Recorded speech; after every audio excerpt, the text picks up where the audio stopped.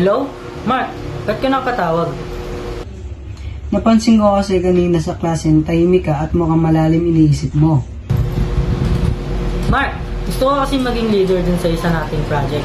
Kaso, iniisip ko, kung ano ba talaga ang dapat nakatangian ng isang mabuting leader.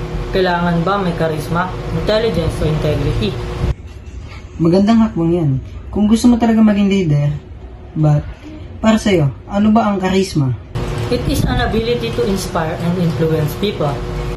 Sa tingin mo, pwede ba na maging good leader and isang tao kung walang integrity? Siyempre, hindi kasi pwede silang mag-manipulate para sa ikakabuti nila. Exactly. Paano yun sa intelligence? Makakatulong ito para sa makagawa ka ng maayos na desisyon, lalo na sa pang-araw-araw.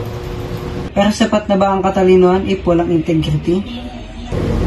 Hindi, dahil katulad ng sa charisma ay maaaring din nilang gamitin ito para sa kanilang pang-sariling layunin. Eh, yung integridad naman.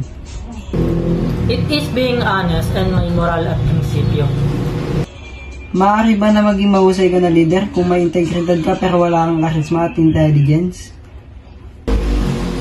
Siyempre, hindi ka magiging mahusay na leader kung isa sa tatlo ay wala ka.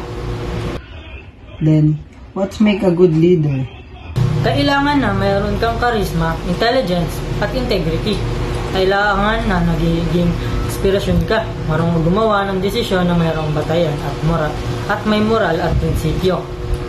Tama ka. Ang tatlong yan at yan ang bumubuo ng isang mahusay at effective na leader. Kung sa tingin mo nataglay mo yan, bakit di mo subukan? Subukan mo na maging leader. Tama ka. At sa tingin ko ay meron ako ng mga katangian na yan at magagampanan ko ito ng maayos. Thank you so much, Mark. You're welcome. Bye-bye.